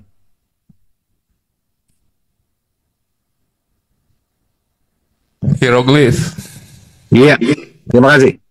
Ini itu sebetulnya bahasa. Ini itu sebetulnya adalah information, informasi. Ya, kalau saudara dan saya pakai A, B, C dan sebagainya. Tapi saat itu mereka menggunakan informasi seperti ini. Apakah di Indonesia ada informasi seperti ini? Teknologinya? Ada Candi Borobudur. Ada, ini dia saudara. Ternyata teknologinya saat itu mereka dengan menggunakan gambar-gambar. Saudara bisa lihat ya, dengan bentuk-bentuk seperti yang terpampang di depan ini. Nah, zaman itu memang belum ada laptop, belum ada komputer, belum ada HP, belum ada disk, belum ada kertas, ya. Mungkin ada, tapi sangat terbatas sekali. Jadi mereka menggunakan untuk menurunkan informasi ini ke generasi selanjutnya. Mereka ukir batunya, mereka tatah batunya, seperti itu. Ya, bisa dipahami. Dan ini berlangsung sampai zamannya Yesua. Ya, sampai zamannya Yesua. Nah, di dalam zamannya Yesua plus ya ratusan tahun kemudian ini masih berlaku, dan ini bisa terlihat yaitu pada saat peristiwa pengepungan daripada Yerusalem. Ya, pengepungan daripada Yerusalem. Saya akan tunjukkan kepada saudara dari Wikipedia mengenai saat pengepungan Yerusalem. Ini kisahnya ini. Brother Enoch bisa baca nggak? Yang sebelah kanan ya, yang sebelah kiri, yang kanan saya translate, saya terjemahkan. Silakan. Pengepungan Yerusalem pada tahun 70 Masehi merupakan peristiwa yang menentukan dalam Perang Yahudi Romawi pertama, yaitu 66 sampai 73 Masehi, di mana tentara Romawi yang dipimpin oleh Kaisar Titus mengepung Yerusalem, pusat perlawanan pemberontak Yahudi di provinsi Romawi Yudea. Setelah pengepungan selama 5 bulan, pasukan Romawi menghancurkan kota tersebut termasuk bait suci kedua. Pada bulan April 70 Masehi, 3 hari sebelum Paskah, tentara Romawi mulai mengepung Yerusalem. Kota ini telah diambil alih oleh beberapa faksi pemberontak setelah periode kerusuhan kebesaran dan runtuhnya pemerintahan sementara yang hanya berumur pendek. Dalam waktu 3 minggu, Romawi berhasil menghancurkan 2 tembok pertama kota, tetapi perlawanan pemberontak yang keras kepala menghalangi mereka untuk menembus tembok ketiga yang paling tebal. Menurut Josephus, sejarawan kontemporer dan sumber utama untuk perang tersebut, kota ini dilanda pembunuhan, kelaparan, dan kanibalisme. Pada Tisha B'Av 70 Masehi, 30 Agustus, pasukan Romawi membuat para pembela Ham kewalahan dan membakar bait suci. Perlawanan berlanjut selama sebulan berikutnya, tetapi akhirnya bagian atas dan bawah kota juga direbut dan kota itu dibakar habis. Titus hanya menyisakan 3 menara benteng Herodian sebagai kesaksian akan kekuatan kota tersebut.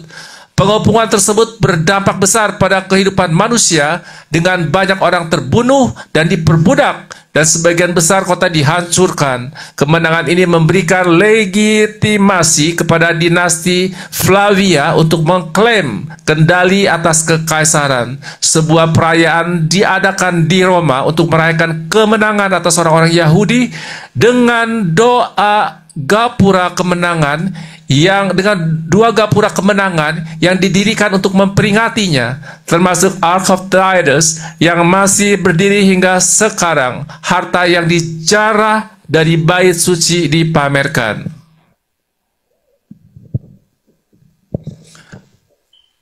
Dan membakar bait suci.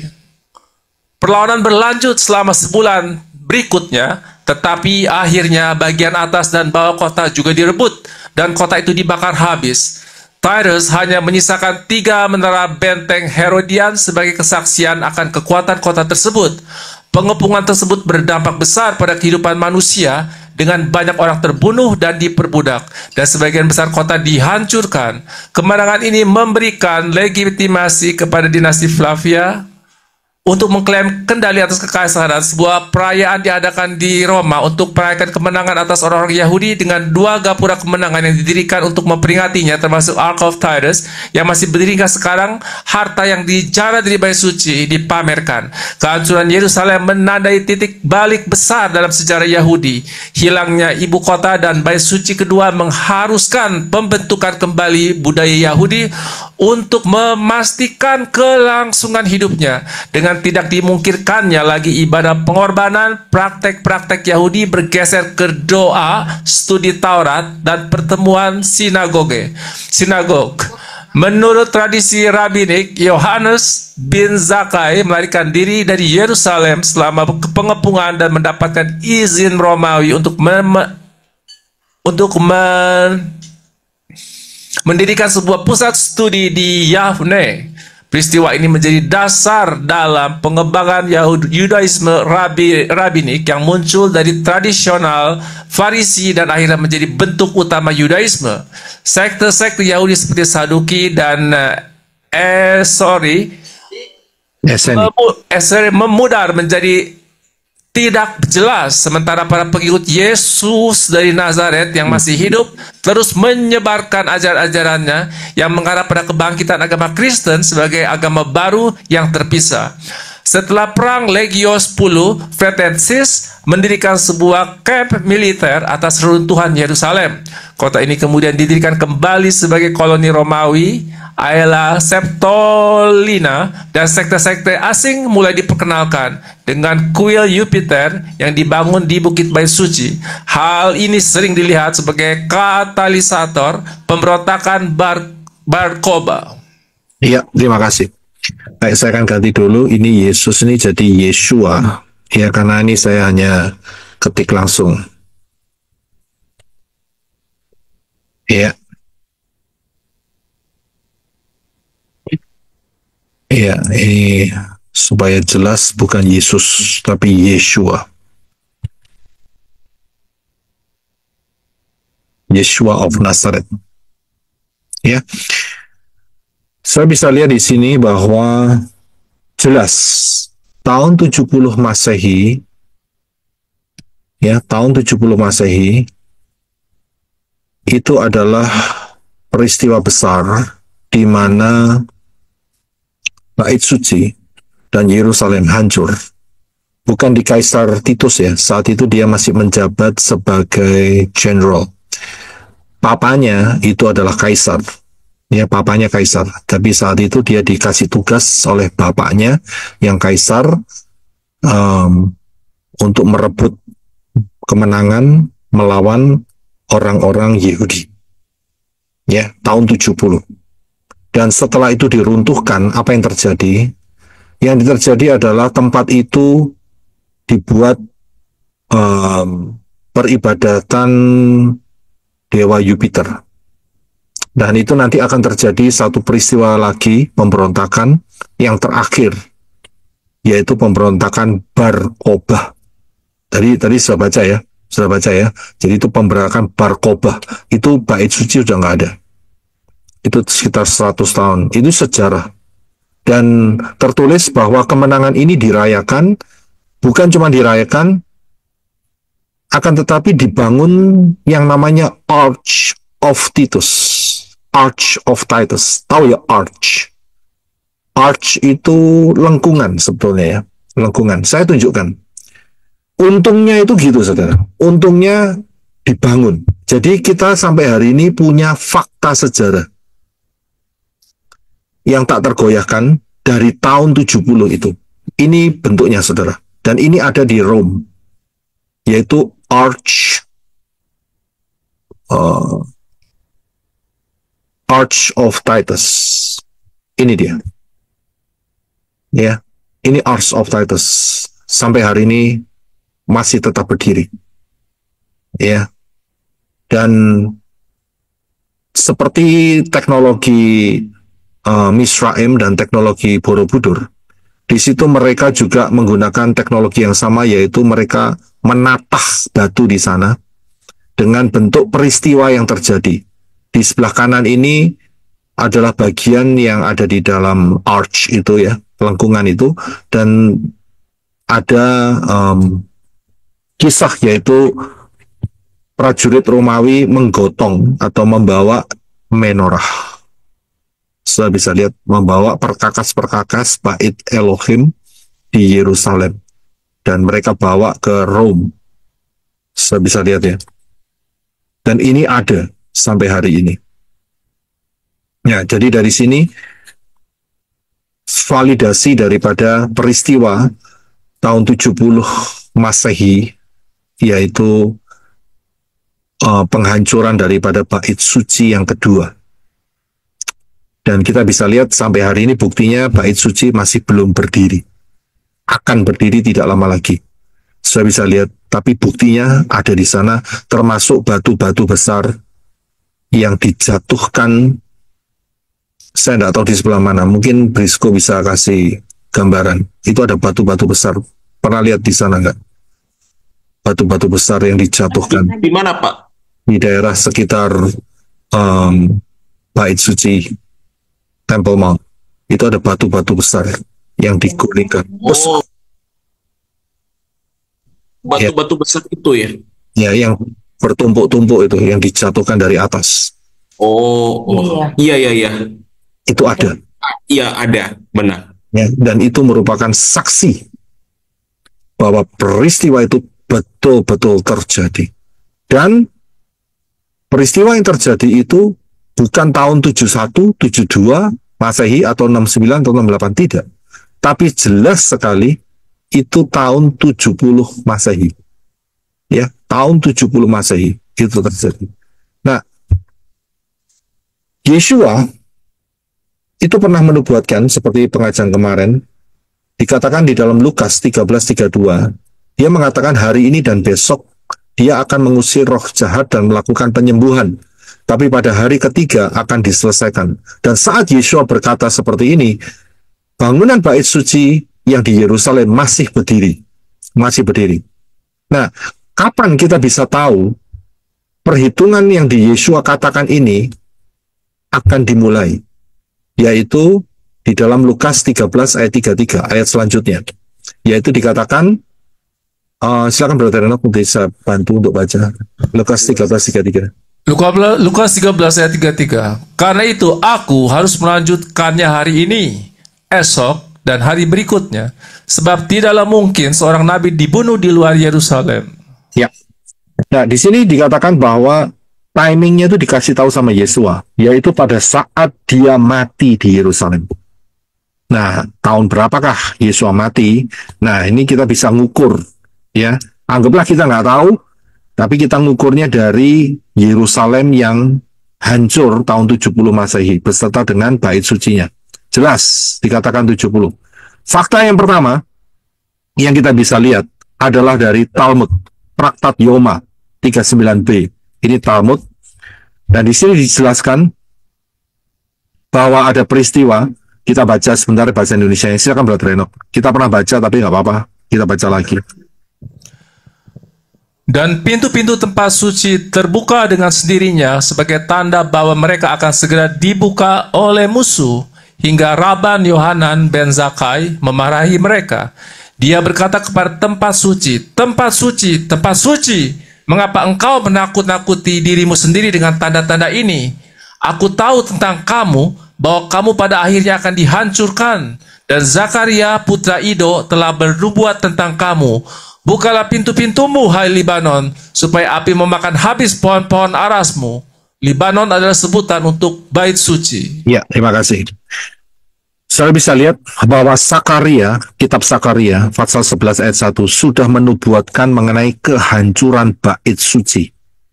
Dengan kode, yaitu, bukalah pintu-pintu hai Libanon, supaya api memakan habis pohon-pohon arasmu. Ya, dan ini terjadi.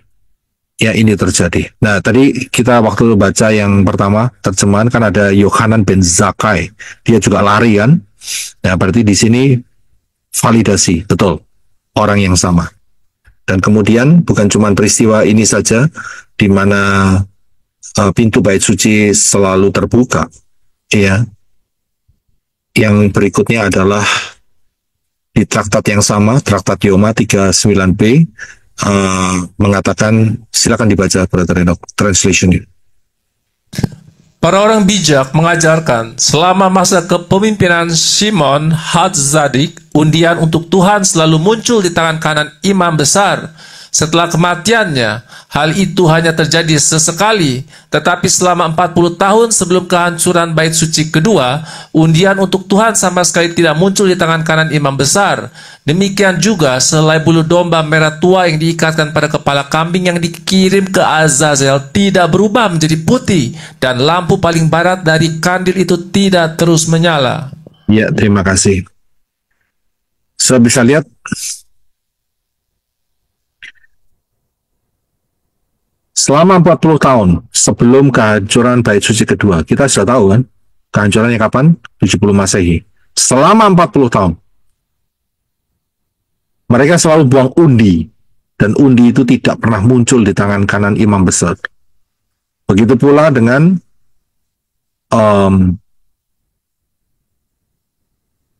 benang kirmisi untuk diikatkan maksudnya di kepala kambing, ya, yang dikirim ke Azazel yang sebagai kambing hitam, ya, di scapegoat, itu tidak pernah menjadi putih saat perayaan Yom Kippur tiap tahunnya. Dan lampu, yaitu menorah, selalu padam tiap-tiap malam. Itu terjadi selama 40 tahun. Nah, dari sini kita bisa menentukan apa yang terjadi 40 tahun sebelum keruntuhan Bait Suci dan Yerusalem di tahun 70 Masehi. Yang terjadi adalah kematian Yeshua, yaitu 30 Masehi. Saya bisa lihat, jadi ada jangka waktu 40 tahun, saudara. Ya, ada jangka waktu 40 tahun. Nah, dari sini kita sudah bisa melihat yang tahun 2040 langsung gugur. Otomatis langsung gugur. Karena apa? Kalau 2040 dikurangi 2000, maka tahun 40 Masehi dan itu tidak tepat dengan perhitungan ini. Berarti Yeshua mati yang 40 Masehi. Kalau 40 Masehi, Traktat Yoma mengatakan 40 tahun, nggak mungkin. 40 tambah 40, 80. Jadi sudah langsung gugur, nggak match. Ya, tinggal dua sekarang, yaitu September 2030 atau September 2033. Ya, tadi di atas dikatakan dari Traktat Yoma, kita sudah melihat bahwa kematian Yeshua tahun 30 Masehi. Itu yang pertama. Yang kedua, dari Yehezkiel, nubuat Yehezkiel, Pasal 4 ayat 1 sampai 7. Lihat Israel, lihat Rapture, High Color 2026. Saudara bisa lihat secara detail ya nubuatan ini dalam pengajaran yang sudah saya berikan tanggal 4 Maret 2023 tahun lalu, saudara. Ya, di situ dijelaskan perhitungan mengenai Elohim Yahweh menyuruh Yehezkiel untuk tidur. Dia tidur sebelah kiri 390 hari dan tidur sebelah kanan 40 hari. Ya, dan itu ada perhitungannya, kedua-duanya, baik yang kiri dan kanan, dengan perhitungan yang telah saya ajarkan ya di dalam pengajaran di atas, itu jatuhnya adalah tahun 2029 atau 2030. Tapi lebih tepat 2030. Ya, dua-duanya jatuhnya di tahun 2030. Ini bukti yang kedua. Yang ketiga, yaitu pengajaran misteri Simpson dan tahun kiamat. Ingat ya, ini tahun kiamat. Tahun kiamat itu berarti setelah selesainya kerajaan 1000 tahun. Di dalam pengajaran ini dikatakan bahwa tahun kiamat itu adalah tahun 3030. Jadi harus dikurangi 1000. Ya, karena ada 1000 tahun kerajaan damai sebelum kiamat. Nah, jadi 3030 dikurangi 1000, akhirnya 2030. Ini yang ketiga. Yang berikutnya, kalau kita lihat 24 September 2033, kita mundur 2000 tahun. Kita kepingin tahu 14 Nisan saat kematian Yeshua itu hari apa? Ya, dengan menggunakan perhitungan yang sudah ada, ya, itu ternyata dari 24 September 2033 mundur 2000 tahun untuk cari kematian Yeshua 14 Nisan, itu jatuhnya hari Jumat tanggal 1 bulan April tahun 33, saudara. Hari Jumat. Pantes mereka merayakan Jumat Agung. Saya bisa lihat.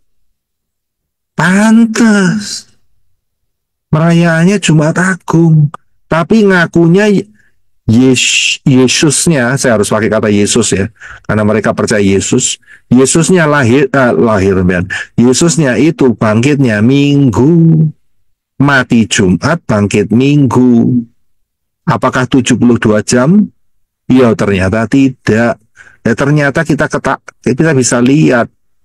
Ya, itu yang mereka percayai. Kalau tahun 33 saat kematian Yesusnya dia itu Jumat, saudara. Saya bisa lihat. Nah, coba kita lihat kalau tahun 30. Ya, kalau tahun 30. Ya, kita ambil yang tahun 2030. 28 September 2030 kita mundurkan untuk mencari tahun 30 Masehi 14 Nisan. Karena kematian Yesus.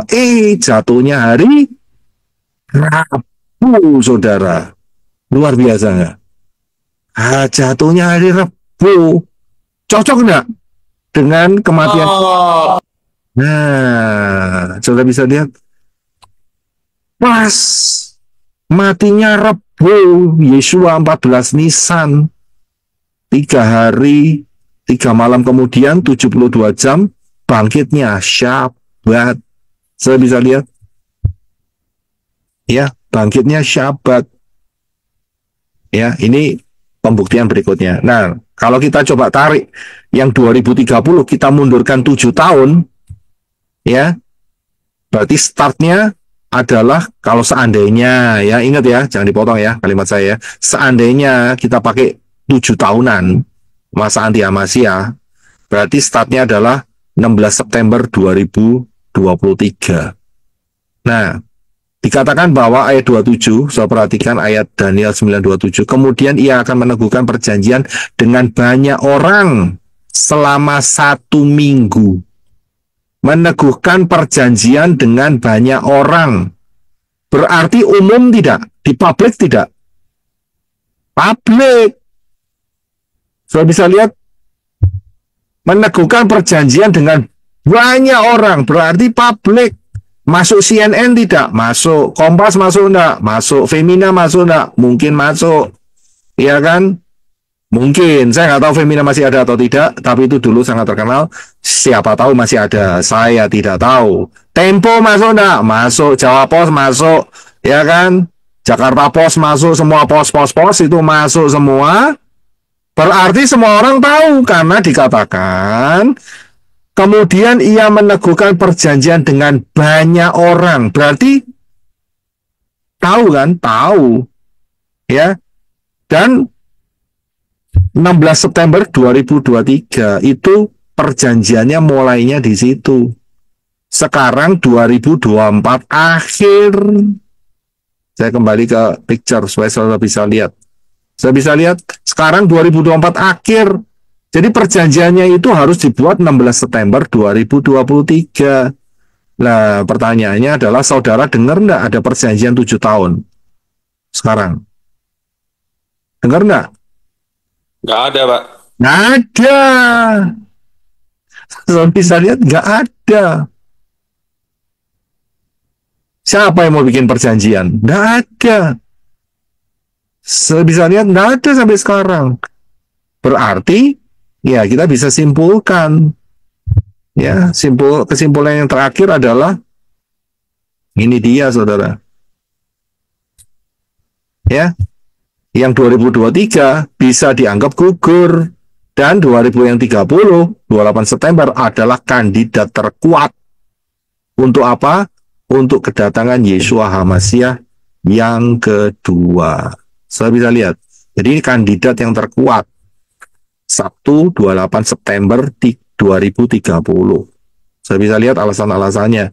Tapi buat saudara dan saya, kita mesti jaga-jaga. Karena itu saya berikan pengajaran lebih awal atau terlambat. Ya, kita jaga-jaga 1 tahun. Ya, jaga-jaga 1 tahun. Ya, kita jaga-jaga 2029. Ya, dan mundur 1335 hari. Ya, itu jaga-jaga. Itu nanti jatuhnya sekitar awal akhir 2025 atau awal 2026. Ya, tapi sebetulnya kalau yang mau tepat untuk melihat hari ke-7 bulan ke-7 ya, tahun ke-7000, maka kandidat yang terkuat adalah 1 Tisri 5791 karena ini jatuh pada hari Syabat, harinya 7, bulan Tisri, bulan ke-7 September ya. Kalau dikonversikan ke Gregorian ya, dan tahun 2030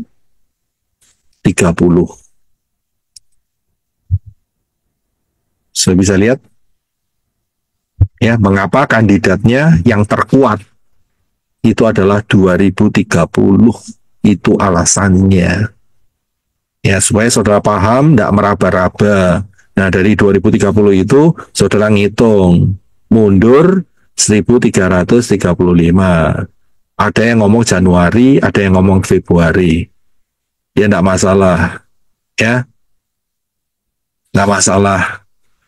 Mau Januari, Februari, ya saudara bisa ngitung sendiri matematikanya. Saya sudah suruh ngitung lagi seperti itu, cuma beda 1 bulan. Ya, bahasa Asia Timurnya itu cincai lah. Ya, sama-sama teman, cincai lah. Ya, 1 bulan mah nggak ada artinya. Yang penting kan sudah jaga-jaga, ya kan? Ya, jadi ya jaga-jagalah. Ya, jaga-jaganya kita bukan 1 bulan, saudara, nggak cukup. Ya, jaga-jaganya itu 1 tahun sebelumnya. Bahkan saat detik ini pun saudara harus jaga-jaga. Saya bisa lihat, ya, kita jaga-jaga. Kita nggak tahu, ya, hari dan saatnya. Itu jangan dicari. Karena sudah tertulis hari dan saatnya, hari dan jamnya jangan dicari. Ya udah, nggak usah nyari. Ya, tapi bulan dan tahunnya, nah itu tidak dibatasi, boleh-boleh saja, begitu ya. Dan tidak lama lagi, saudara dan saya, ya, sangat mendekati dengan Harpazo, karena itu bumi, penduduk dunia ini, ya, dikecualikan saudara dan saya, ya kan, masuk di dalam 6.000 tahun penggenapan setelah kejatuhan Adam dan Hawa. Buat saudara dan saya ngikutin polanya Bapak Yahweh, yaitu Harpazo. Ya, 1335 hari sebelumnya. Ya, sebelumnya. Jadi kita hitung saja. Siapa yang belum masuk dalam pintu yang benar, yaitu Yeshua, segera masuk. Ya, karena keselamatan datang dari bangsa Yahudi, bukan datang dari bangsa-bangsa lain. Para siapa berseru dalam nama Yahweh akan diselamatkan, segera baptis, ya, segera baptis dalam nama yang benar, ya, dan kemudian belajar anak dan bait kadasa dengan pola yang benar, sudut pandang yang benar, penuh dan dipimpin oleh Yahweh Elohim sampai saudara Harpazo. Mengenai baptisan, ya, mengenai baptisan penting sekali, saudara. Jangan merasa kena pengajaran baptisan seumur hidup hanya sekali, ya, itu bisa menyesatkan. Selama belum dibaptis dengan nama yang benar, maka baptisan harus diulangi, ya, harus pakai dengan format yang benar, nama Yahweh, nama Yeshua, dan Ruah Yahweh Elohim. Setelah itu siap-siap Harpazo. Bapak Yahweh memberkati. Haleluya. Amin. Ya, puji Bapak Yahweh. Ya, jadi saudara paham kenapa ini diungkapkan di penghujung akhir 2024 untuk melengkapi saudara. Ya, kalau saya berikan ini tahun depan, khawatirnya saudara. Ya, khawatirnya telat. Ya, terlambat. Ya kan? Karena kalau sudah terlambat, saudara dan saya sudah pindah tempat. Ya, sudah pindah tempat. Sampai di Samayim, saya kehilangan poin, nggak ngajari saudara. Nah, gitu saudara, ya kan? Saya kehilangan poin, saudara. Loh, kok nggak tahun akhir 2024 nggak diajarkan, begitu saudara ya. Jadi supaya saya tidak kehilangan poin dari Bapak Yahweh, tak ajarin dulu aja lebih baik. Ya, gini kan sama-sama enak, saudara. Ya, saya memberkati, saudara dapat berkat, ya kan? Dan saudara nanti juga memberkati teman-teman yang lain. Hati-hati, jaga-jaga. Ya kan, nggak mau jaga-jaga, ya darahnya tidak tertanggung dalam hidup saudara. Begitu saja, saudara. Ya simpel kok, ikut Bapak Yahweh, nggak susah.